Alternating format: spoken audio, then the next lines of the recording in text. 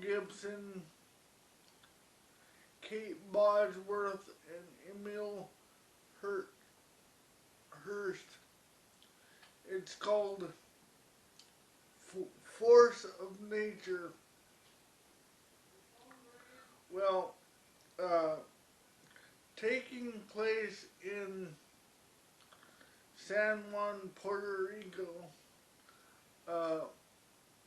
during a tropical hurricane, two cops respond to a call in where evacuation order, where they need to evacuate residents from an apartment building before the damage gets so bad. Little do they know that a gang of highly specialized art thieves are after some priceless art that's been missing since World War II, and they believe that one of the old residents has it somewhere in the building. So it's up to two cops and Mel Gibson and his daughter to fend off the art thieves and ensure that no one gets hurt.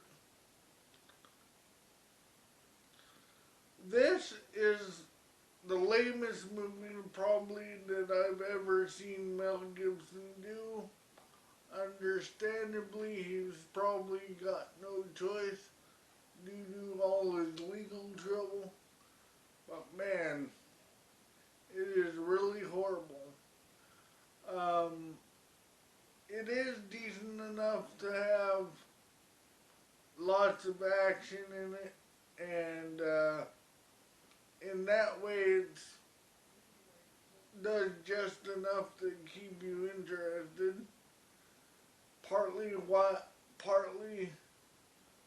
because you don't believe that it stars Mel Gibson. I give it a 2.5 out of 5. I don't recommend it much for anything but maybe for a laugh. You can find it on the PlayStation Store, but I highly recommend that you find something a lot better.